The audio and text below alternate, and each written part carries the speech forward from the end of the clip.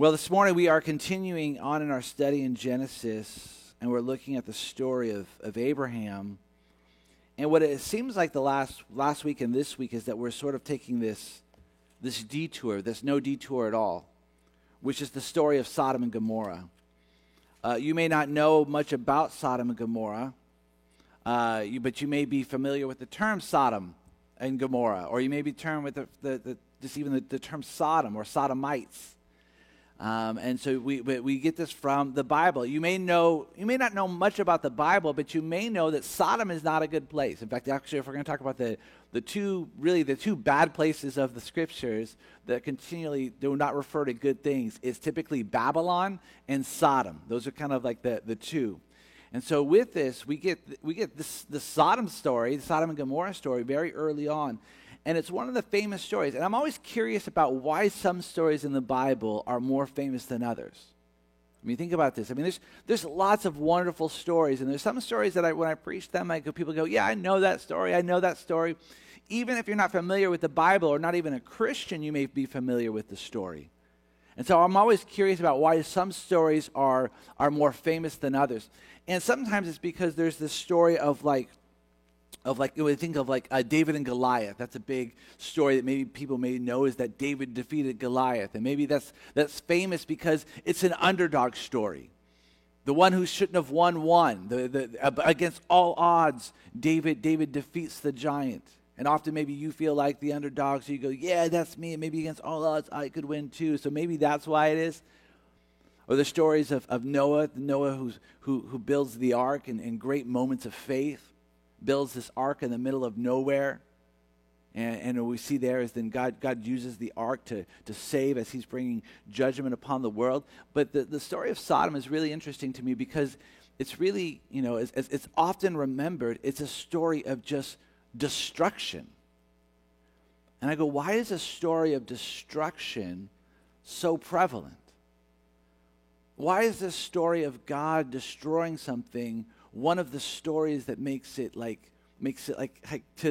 the headlines? And so I'm really curious about this. And really when we see the story of Sodom and Gomorrah, this is what stands out. If I said, what do you know about Sodom? God destroyed Sodom. We'll see sulfur and fire. Sodom was wicked, and God destroyed it. Okay, it's good to know. Last week when we started the story, right, it doesn't start with the destruction of Sodom. It's actually started when God came with two angels to visit Abraham and talked about this lie that he's going to have a child, but really also told him, but the reason why we're here is because God has heard the cries against Sodom, and he's going to bring judgment. And so anytime there is a sin, by the way, anytime there is sin, there's typically cries that come out of that sin, and typically it's by those who have been affected by that sin. So people sin, and then that sin causes cries to be cried out. And the beautiful thing is that we see, even in the story of Sodom and Gomorrah, is that God hears those cries. And those cries move him to action. That's what he said last week. He goes, I've heard the sins against Sodom are great. I've heard the cries, and I'm coming now, as he would say, to bring judgment. And so then Abraham, with God, says, well, God, whoa. What happens if you find 50 people in Sodom? Now, we don't know the population of Sodom, but what happens if you find 50 people in Sodom? Will you destroy it for 50 people? God says no. What if you find 45 people? Will you destroy it for 45 righteous people? Will you destroy it for 45? God says no. 40, no. 30, no. 20, no. 10, no. God says, if I find 10 righteous people, I will not destroy Sodom. And part of this, you may think to yourself, is like what Abraham is doing is Abraham is talking God down. Like God's so mad, so angry, he's going to destroy Sodom, and then Abraham is sort of talking him off of that. But as I said last week, that's not what's happening. God knows that he's not going to find 10 righteous people in Sodom. And really, I think what he's showing Abraham is, goes, yes, Abraham, we don't destroy cities for 50 people if there's 50 righteous people. We only, this action is, we're going to see this epic action of what's the judgment. This epic action of judgment is it's the last thing. And what we saw last week as Abraham is living in this world, What we see is we see him as a servant to Yahweh, and we see him as an intercessor for Sodom. In other words, like, Abraham does not want Sodom to be destroyed. And this is a beautiful thing, because that's the heart of God. God does not want to see Sodom destroyed, but he is a God of judgment. And truth be told, that's what we want. I know this is not popular right now to believe in a God of judgment, but at the end of the day, I'll tell you what we want. We want a God of judgment. And really, because we see, even as the sins come against the world, sins come against you, really when sins come against you or sins come against the world, what we say is we want somebody to make it right. Well, that making it right actually includes judgment. And what we don't want to do is it's such a big deal right now. We don't want to live in an unjust and an unjust world. We want to live in a world where justice is actually happening and being lived out. And you go, well, you can't have justice unless you have judgment. And so we're going to see this. And this morning what we're going to see is we're going to walk into a very dark corner of humanity. And I love the Bible's honesty in these places, but that's just sort of a warning. This is the kind of story that does not leave you feeling good. So if you got your Bibles, join with me in, we're going to start in Genesis chapter 19, verse 1. The two angels came to Sodom in the evening, and Lot was sitting in the gate of Sodom. When Lot saw them, he rose to meet them and bowed himself with his face to the earth. He said, "My lords, please turn aside to your servant's house and spend the night and wash your feet. Then you may rise up early and go on your way." And they said, "No, we will spend the night in the town square." But he pressed them strongly. So they turned aside to him and entered his house, and he made them a feast and baked unleavened bread, and they ate. And so these are the two angels now. They have showed up in Sodom, and Lot receives them. If you remember Lot is the nephew of Abraham. Right? So Abraham has, at this point, he's got one kid, but Abraham couldn't have kids. Him and his wife, Sarah, couldn't have kids. And then his brother had a child named Lot, and his brother died. And so really, a lot of ways, because Lot's father had died, Abraham couldn't have kids, is I believe in a lot of ways, Lot was like a son to him. And really, after they came out of Egypt, they had so much stuff that their clans, in a sense, their herdsmen were fighting. They split up. And Abraham says, "Do you want the hill country, or do you want the valley where Sodom is?" And Lot looks at the valley. He sees the water, the green pastures for his herds. He goes, "I'll take the valley." Now they split ways, but it said then that Lot had actually had a tent outside of the city. But something has happened now where now Lot is no longer in a tent outside the city, but now Lot is living inside of the city. And in the city of Sodom. And so he sees these two angels come, and he goes, "Hey, how about you guys stay with me?" And like, "No, we're gonna sleep in we're gonna sleep in the town square."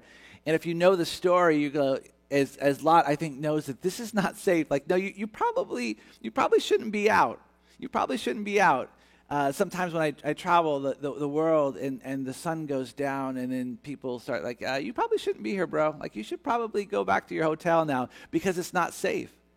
And so when they say, "We want to stay here," he goes, No, you got to come with me. And interestingly enough, he receives them in a very similar way that Abraham had received them back in 18.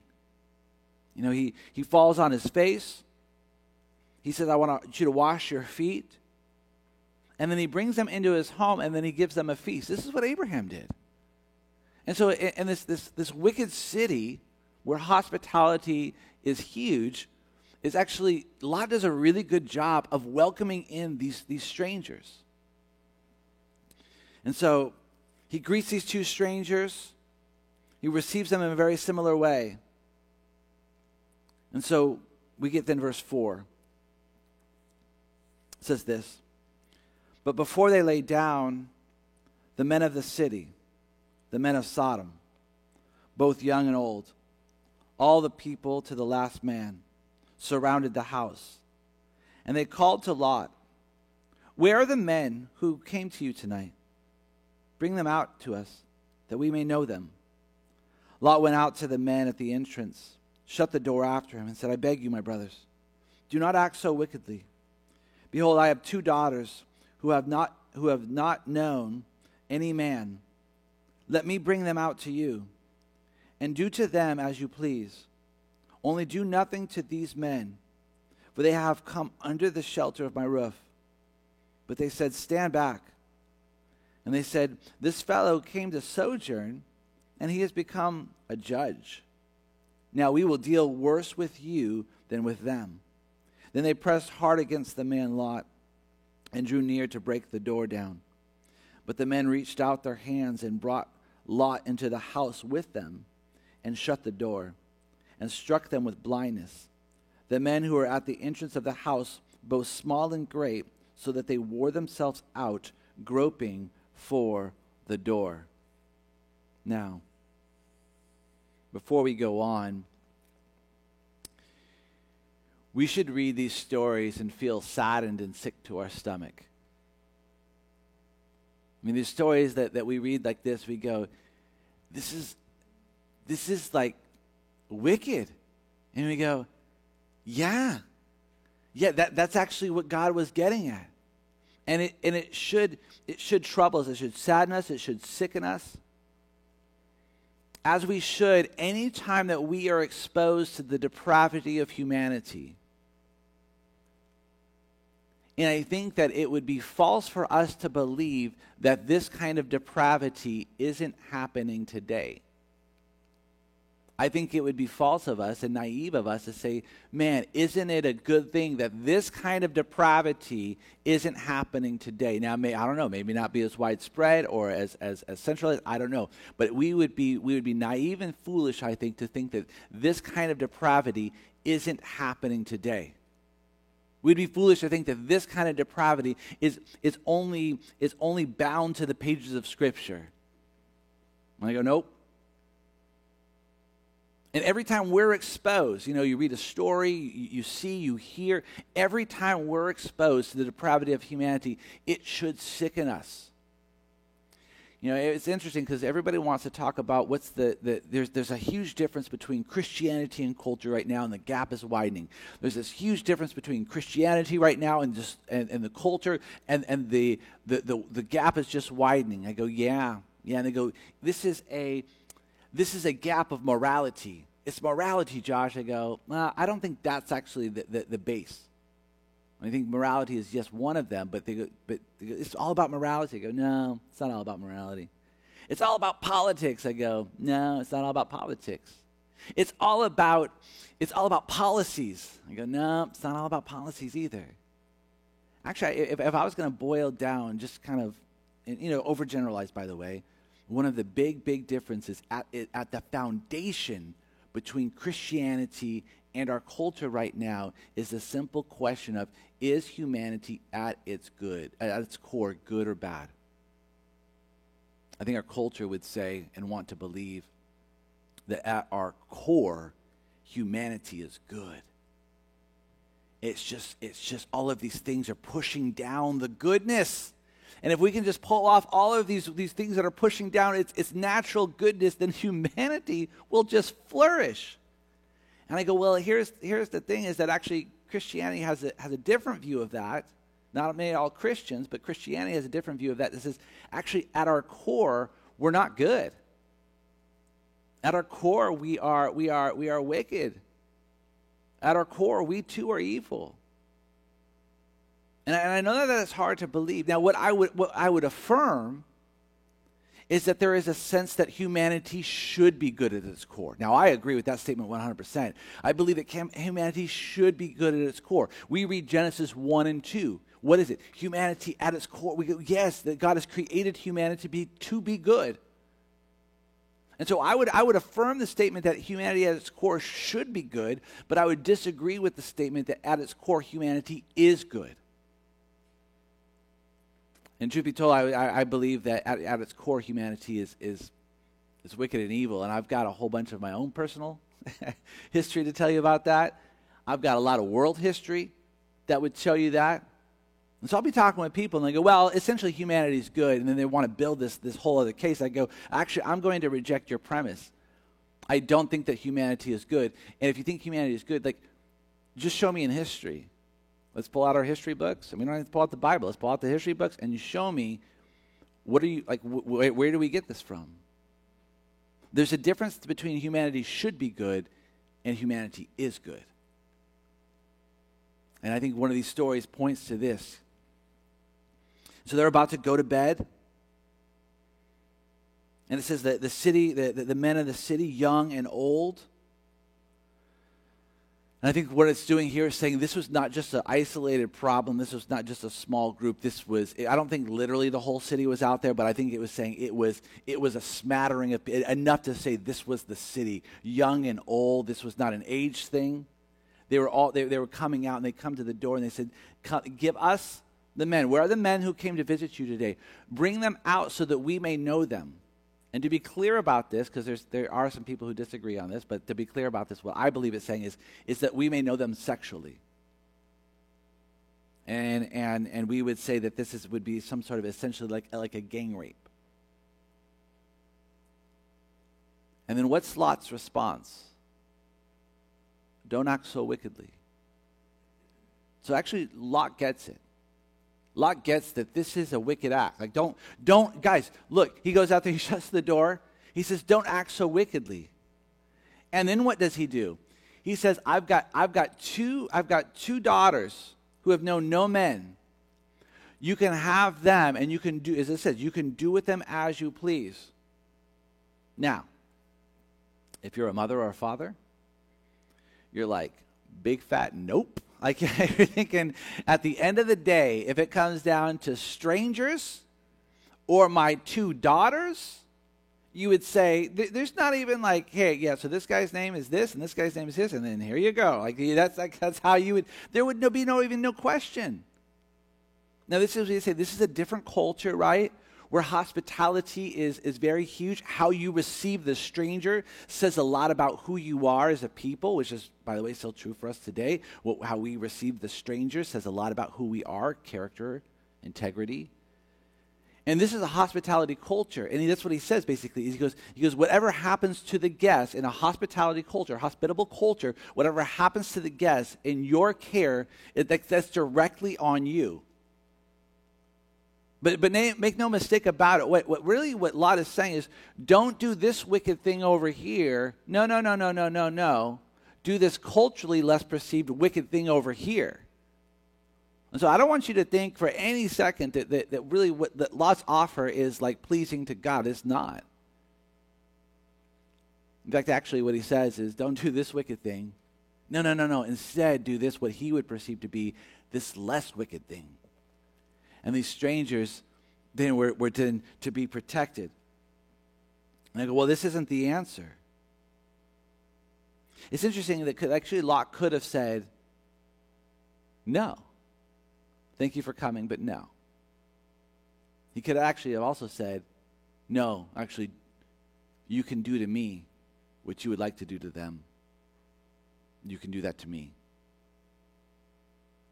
And actually, in an interesting way, kind of like Abraham did, as we looked at a few weeks ago, is he offers his daughters. So like he exploits them to save himself and to save the strangers. And then what's interesting here is that their response, the people of Sodom's response, they go, who do you think you are? Because what he says is, don't do this wicked thing. By the way, that's a judgment. Don't do this wicked thing. And then they say, who do you think you are? You're a sojourner. And it's true, he is. They're saying, you're not even one of us. And now you're going to be the judge? And they said, we're going to do worse to you than we would do to them. Proverbs 9:7 says, whoever corrects a scoffer gets himself abused. Whoever reproves a wicked man incurs injury. Whoever reproves a wicked man incurs injury. And this is exactly what's happening here. You guys, this is wicked. Well, we don't care, and you can shut up. And we're going to do worse to you than we were going to do to them. And you're not one of us.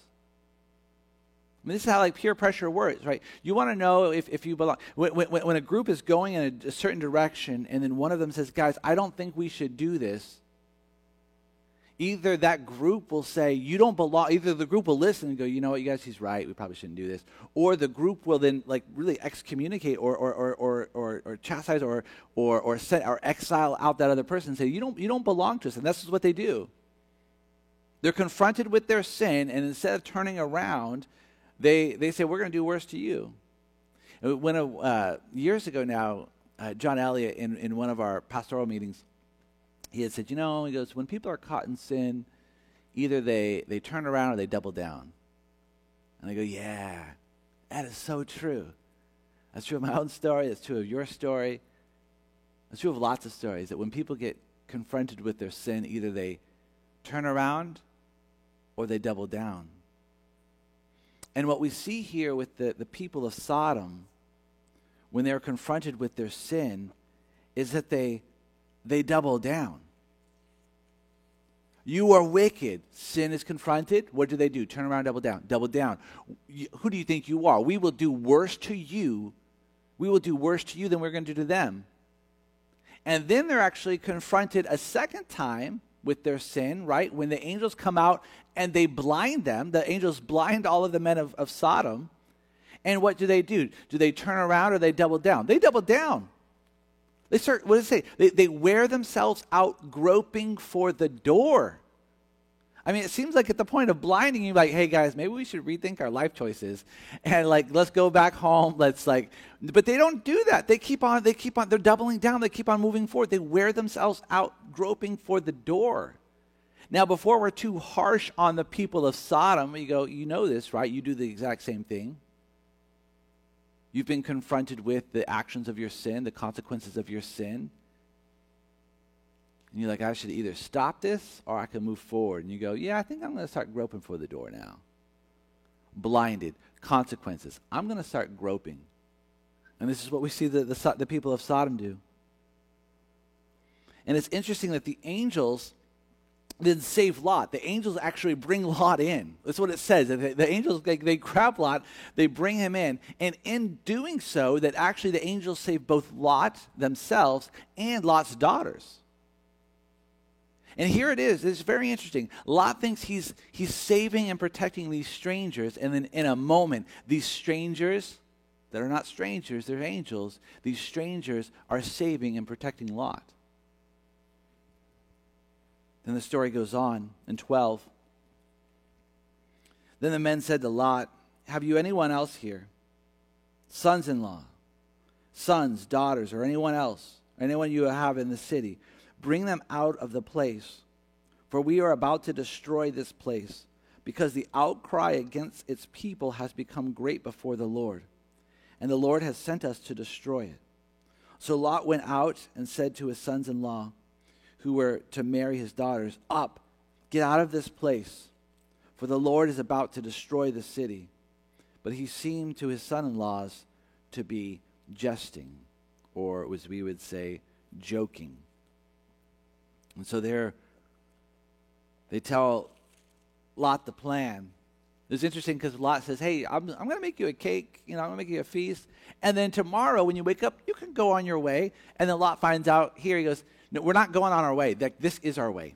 Yeah, we are not passing through. This is why we have come. We have actually come here, and then actually more importantly, we have come to you. And in this is that judgment is coming. And so go warn some people. And the people who are warned of the coming judgment, they think, he's kidding. He's so serious. Lot, all of a sudden, so serious. He used to be fun Uncle Lot. And now he's like super serious Lot. Because there's this coming judgment against Sodom, the great city of Sodom. I think he's joking. And what we'll find out is that the sons-in-laws to be, that will never to be, they don't go. Why don't they go? Because they think the warning of the judgment, the coming judgment, is a joke. Goes on then in verse 15. And as the morning dawned, the angels urged Lot, saying, up, take your wife and your 2 daughters who are here, lest you be swept away in the punishment of the city. But he lingered So the men seized him and his wife and his 2 daughters by the hand, the Lord being merciful to him, and they brought him out and set him outside the city. As they brought them out, one said, "Escape for your life. Do not look back or stop anywhere in the valley. Escape to the hills, lest you be swept away." And Lot said to them, "Oh no, my lords. Behold, your servant has found favor in your sight, and you have shown me great kindness in saving my life. But I cannot escape to the hills, lest disaster overtake me and I die. Behold, this city is near enough to flee to, and it is a little one. Let me escape there. Is it not a little one? And my life will be saved." And he said to him, "Behold, I will grant you this favor also, that I will not overthrow the city of which you have spoken. Escape there, for I can do nothing till you arrive there." Therefore, the name of the city was called Zoar. And so really, what the angels say is that they're holding off this judgment until Lot can get out of there. And but Lot says that Lot lingers. That's what it says. Take up your wife, your 2 daughters who are here, lest you be swept away. But he lingered. He believed in the coming judgment enough to go warn the son-in-laws. He saw the wickedness firsthand. He saw the wickedness of the city. And then when they come, the angels come, they go, well, judgment is coming. And then it says that Lot lingers. And really, we don't know why he lingers. Some people because he still wants to be there. He kind of loves Sodom a little bit. But it doesn't really give us the desire of like why he's lingering, except for that he's lingering. I think generally speaking is that God is asking him to leave what is known for something that is unknown. And we all know that it's the unknown that scares us so much. And there's times when I go, you know that what you're in is not good, right? Yeah. You know that this is destroying you. Yeah. So why don't you take a risk and step from the known into the unknown? Because it's too scary. This pain, this brokenness, I know it. And it's become comfortable to me. But to leave for the unknown, I don't know if I'm ready for that. He goes, "So maybe we can talk next week." Like, yeah, we can talk next week. Because maybe I'll be ready then. Okay, maybe you will be ready then. But I don't know if I'm ready to leave the known for the unknown because it's such a big risk. And so here we see him lingering. And what does it say about the angel? It says that it seized him. The men seized him. And it seems like literally dragged them out of the city. It says took them by the hand and brought them outside of the city and then set them there. That's the picture that I get. I get these angels just taking them and then literally just walking them out and then sitting them outside the city and saying, "Okay, now go. And do not look back." And do not look back. And he says, "Well, can I go to this little city?" Yes, that's fine. You can go to this little city. And it seems as if God is going to spare this little city. The angels are going to spare this little city because Lot's going there. But hurry it up, because I can't do destruction. We can't do judgment until you get there. Verse 23. The sun had risen on the earth when Lot came to Zoar. Then the Lord rained on Sodom and Gomorrah sulfur and fire from the Lord out of heaven.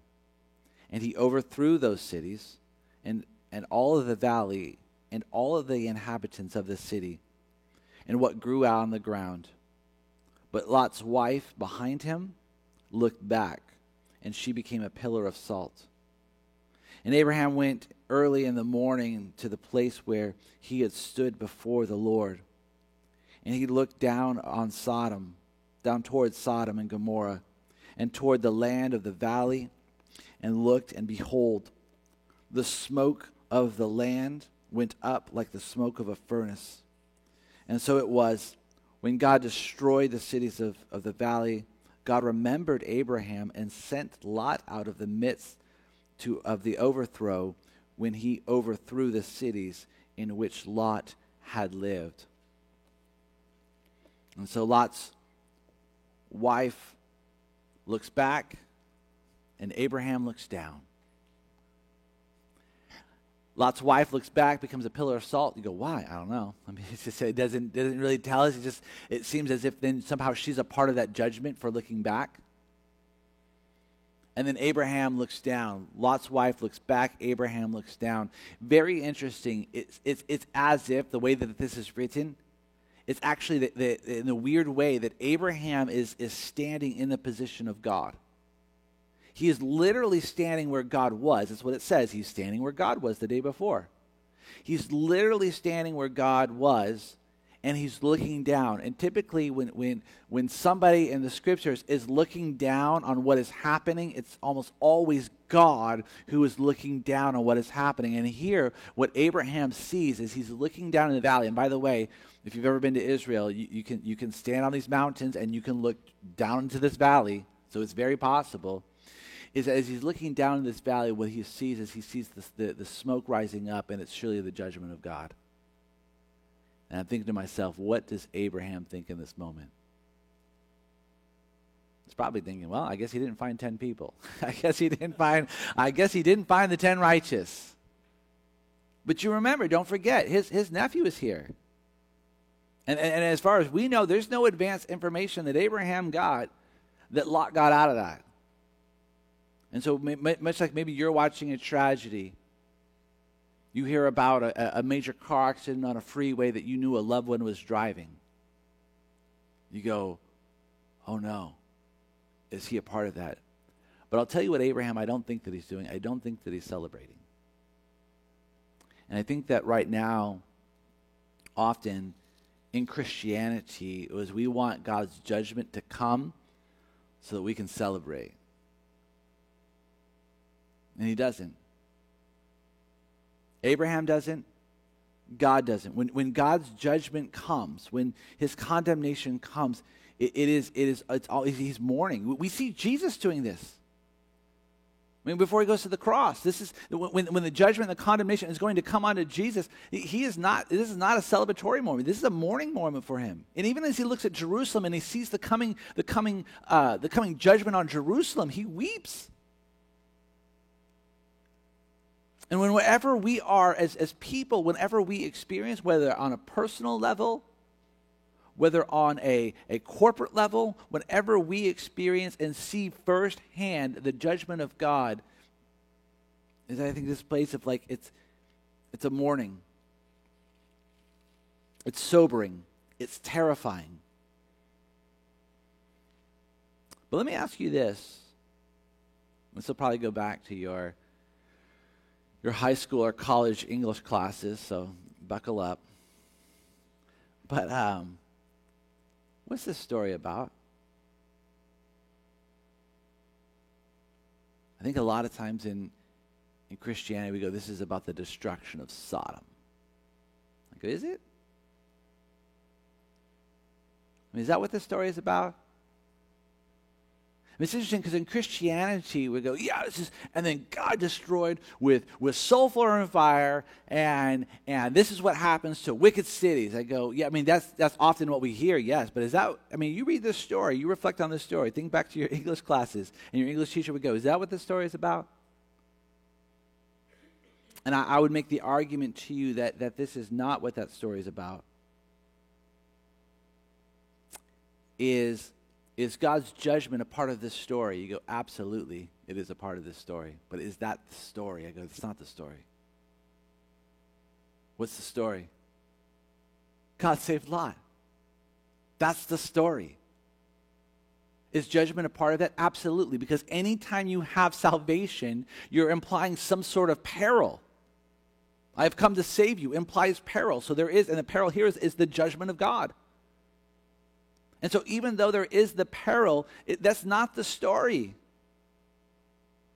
The story here is the story of salvation, of the one that Lot has been saved. I mean, and you notice this, I mean, because I would follow the argument this is the destruction of Lot if the angels came to Lot and said, Lot, we're going to destroy the city, so know that, and do with it what you will. Do with it what you will. And then Lot's like, man, you're destroying the city? Yeah, like today. Oh, well, then I better get out of here. That would be the wise thing to do, but you do you. You do you, Lot. You do you. And then Lot's like, we better bounce out. We better bounce out. Then I would go, then maybe this is the story, the destruction of Sodom. Because Lot's given the information, and then he does something with it. But you go, is that how Lot receives this information? No. I mean, look at what the angels are doing. The angels in verse 10 say we have been sent here. Like imminent danger is coming. That's what they say in verse 10. Imminent danger is coming. And actually, they saved Lot from this imminent danger of the men of Sodom. So the angels are saving them right away. Verse 11, they strike them with blindness. Verse 13, they warn them of the coming they warn Lot of the coming judgment and tell him to go warn others. Verse 16, they seize Lot, take him and his family by the hand, and then set them outside of the city. And then in verse 17, the angels are waiting until Lot is in a secure location to bring about destruction. This is not, is the destruction of Sodom in this story? Absolutely. Is that the point of the story? No, this is actually about God saving Lot. This is not a story about coming judgment and Lot deciding to flee from it. This is a story about coming judgment and Lot being saved from it by the angels. See, we have this great story of epic judgment, but we actually have a greater, more epic story of salvation. And I find that this is one of the great narratives of the Bible, is that the epic nature of judgment is never more epic than the story of salvation. The story of judgment, the epic stories of judgment are never more epic than the stories that are offered of salvation. That's Noah, that's Sodom and Gomorrah, that's the cross. And you go, well, is the cross God's judgment or his salvation? And the Christian would say, yeah, it's both. It is the judgment of God the Father against sin poured out onto the Son. But it is the cross that is offering you salvation in the midst of that judgment. Both are there. But the story, and the narrative of the Bible even, is that the epic nature of the judgment never surpasses the epic nature of the salvation being secured. And for us to say that this is the story about epic judgment and completely miss the epic salvation, it says something about us. It says something about us as a people that are more concerned with the judgment of God, that God is bringing judgment than he's offering salvation. And this is the big danger with Christianity sometimes, right? Where people go, well, Christians are too judgmental. They're too judgmental. Christians are just judgy. You know, they're like, don't do that, do this, that. They're just judgy. And so really the overcorrection of Christians are too judgmental goes to this other side, and this idea is that all we talk about is the loving nature of God. Well, what does God think about this over here? Oh, don't worry about that. Whatever. He loves you. He wants to be with you. He died for you. And so because of this, Christians are too judgy, there's been this overcorrection that actually just totally denies the judgment in favor of the salvation. He just loves you and wants to save you. And I go, but that actually, it's not the story of the Bible. And all it does is just, it throws us, we were falling off on this rail, and we overcorrect and hit the other guardrail. And I go, well, at least I didn't go over that cliff. You go, yeah, but you went over that cliff. No, we see in the Bible, the most beautiful thing, one of the most beautiful things in the Bible is that God is a God of justice. And he's actually offering both the justice, as we see here too, the justice of judgment, but at the same time, he's offering the mercy of salvation. That's true of Lot. That's true of David. That's true of Noah. That's true of Daniel. That's what's being offered to you in Jesus. You know, you may fear. I find that Christians do find these two places. I talk with Christians that are still very, very, very fearful about the judgment of God. God is going to condemn me. Oh, God, I did this thing. It was wrong. I know I shouldn't have done it. Now, God, he's going to get me. I go, no. I mean, there may be some consequences to your sin, but know this. The condemnation, you follow a Jesus whose epic story of judgment is not more epic than his story of salvation. And then I find Christians who fear God's judgment not at all. And I go, that's okay. Okay, hold on. I mean, to come, as we see with Abraham, to witness and to see the judgment of God is a terrifying thing. But you need to know, once again, is that the epic nature of that judgment does not outweigh the epic nature of his salvation. If you're not in Christ, whether you're here or online, if you're not in Christ, this is the story of the gospel, is that God's justice, his judgment is coming against sin, all sin, your sin. And what's being offered to you in the cross is the same thing as we see here, is that his epic nature of judgment, there's a more epic story that's being told to you of salvation that you have in Christ. And so even as we think about our world, your world, our nation, our world, our country, our state, our city, our homes, your own soul, is that there is an epic story of judgment. But there is even a more epic story of salvation. And I pray that we would follow that one.